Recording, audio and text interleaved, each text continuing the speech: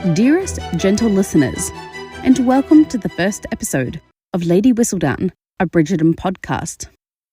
The time has come for this lady to impart some knowledge, wisdom, and gossip in the form of a Bridgerton podcast. This podcast will cover all things in the Bridgerton universe. Each episode, we will do a deep dive into the storyline, the romance, the spice, and all things nice. I'm doing this podcast for all the Bridgerton geeks out there who, like me, want to delve further into the storylines, who love the little Easter eggs traced throughout the series, who love a good discussion and debate about who their favourite couple or character might be. In today's episode, we will be discussing Season 3's main love interests, Penelope and Colin, affectionately known as Polin. We will be delving into the intertwining story of Eros and Psyche and how they relate to a hero and heroine of Season 3, as well as theories on how the season may play out. Keep in mind that this podcast will contain spoilers, so if you are not up to date with the first half of the new Season 3, pause the podcast here and pop back when you're all caught up. Now, we must make haste into today's episode.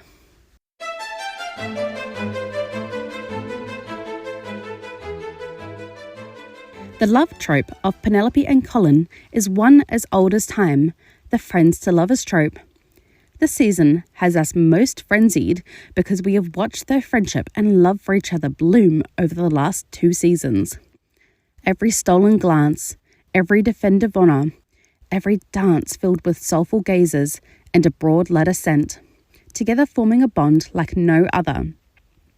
Of course, our main heroine, Penelope, had been struck by Cupid's bow from the first day that the two had met as mere teenagers. Colin, on the other hand, has been a slow burn, but one that is sure to turn into a roaring fire. A fire that is to be filled with intoxicating carriage rides, lustrous desires, and steamy mirror scenes. Least us book readers are hoping to get that scene in the show.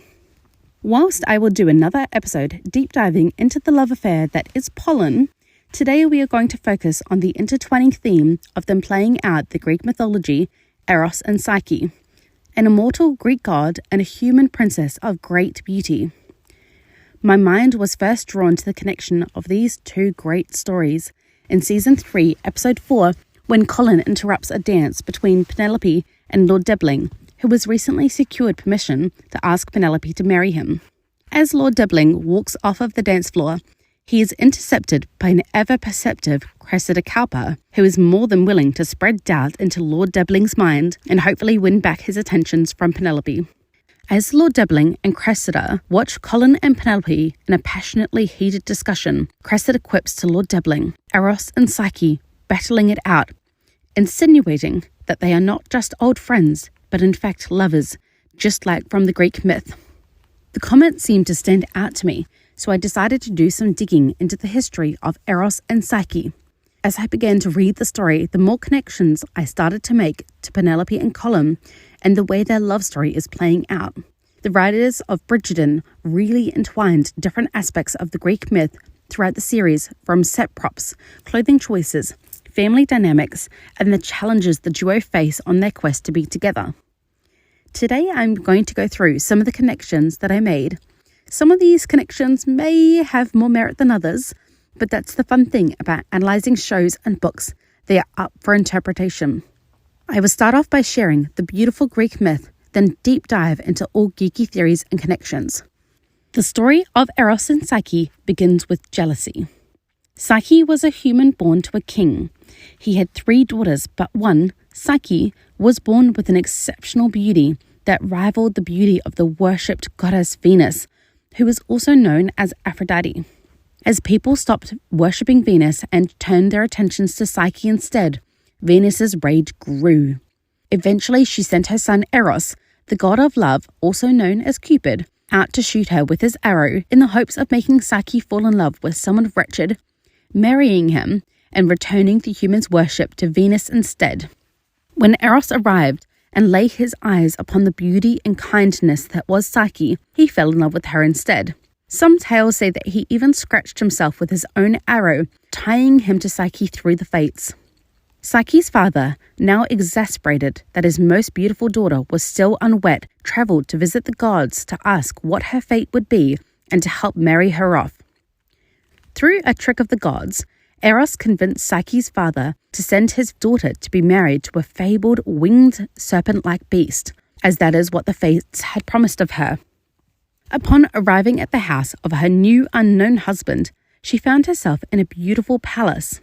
Under the cover of night and darkness, her husband arrived where they began a beautiful love affair. Whilst she was sure that her husband was not the ghastly beast that she was fated to marry, he made her swear to never gaze upon his form or ask his name, and if she could promise him this, they would live in married bliss. Eventually, Psyche grew lonely from being in the house by herself and requested that her sisters visit.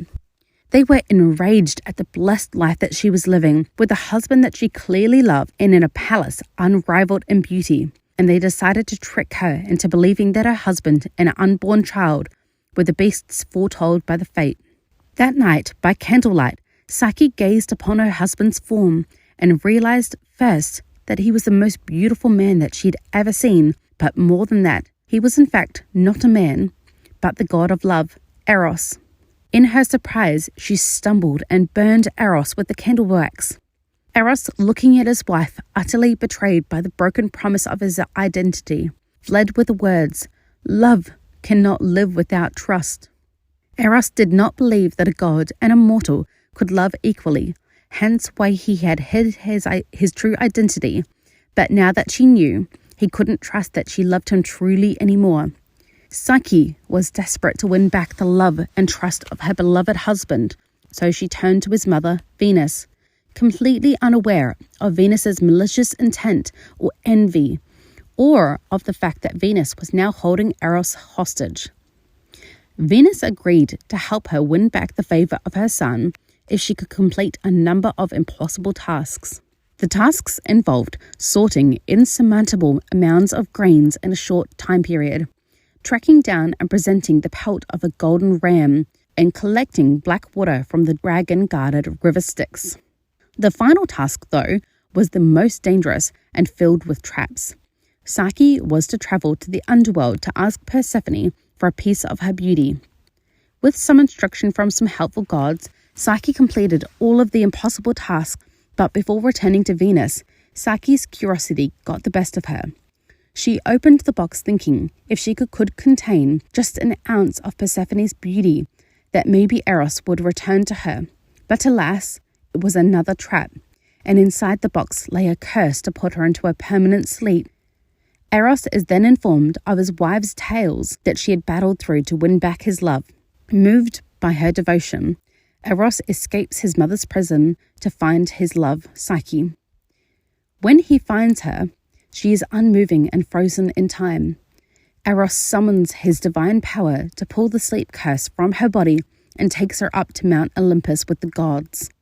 Eros tells the tale of their love and the tasks that they have undergone to be together, and the gods grant Eros permission to turn Psyche immortal so that they might live out their lives together. Now, looking back into our main storyline in Bridgerton, the whole premise of this season is that Colin has devoted his time to helping Penelope find a husband, but instead falls in love with her and himself, just as the story of Psyche and Eros. Throughout the 3 seasons, the Bridgerton team seem to be leading us to the connection, as in numerous episodes we see statues, paintings, and references to Eros, Psyche, and even Venus. In the Featheringtons' living room, there is a statue of Venus. In Colin's bedroom, we see him gazing upon a sculpture of Eros. And in the season 3 scene, when Penelope and Colin are walking through the markets, there is a statue of Eros and Psyche intertwined, placed right between them. In season 3, episode 4, the Queen invites the Ton to watch a love play in the form of a ballet.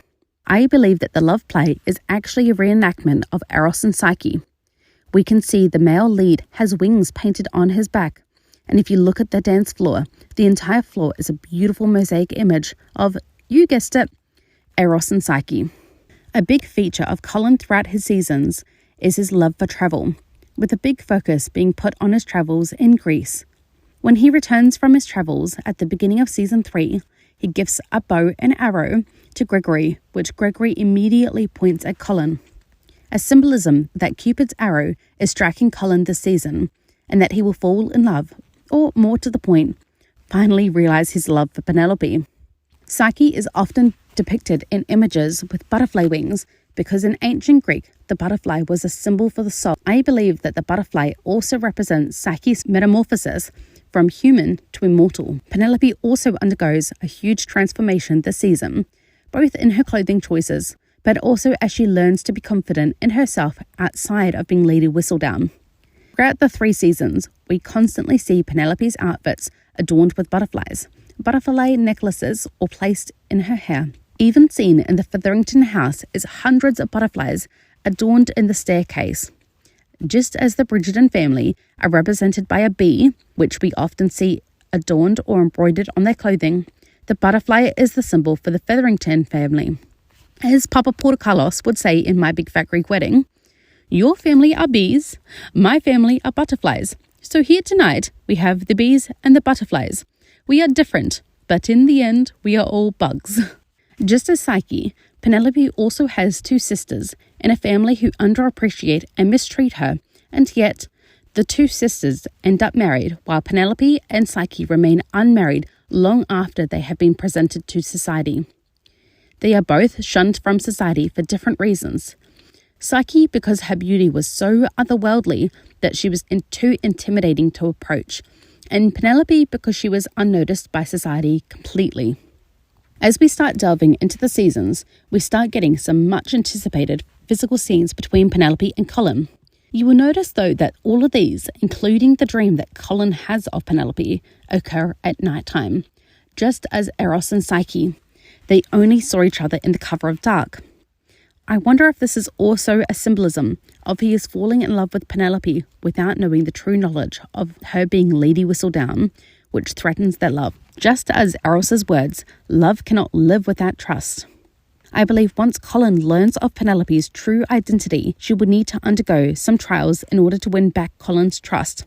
Hopefully the trials don't include facing killer rams, immortal gods, and the underworld, though I may prefer that than one trial that is surely to be to win back the favour of the jilted Eloise. An impossible task, to be sure, just as Eros was burned by Psyche and her candle. When Colin enters the study in season 3, he finds Penelope reading over his travel journals.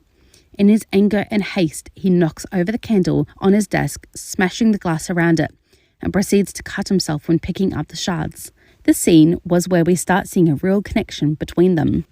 Penelope comments on how well Colin writes, and although Colin is a bit shy that she had read something that made him feel so vulnerable, he also feels so seen by someone for the first time, not just as another Bridgerton, not for his looks or his charms, but for something that he himself has written and accomplished. In that shared moment, as Colin processes his anger at Penelope reading his private thoughts, his shyness of what she has written, Penelope is still holding onto his cut hand as they gaze into each other's eyes, both searching in this moment. It is almost like they're staring into each other's souls, but Colin, upon realizing this, breaks their gaze as he is intimidated by the feelings that are stirred within him at that moment. It was like he was truly seeing Penelope for the first time.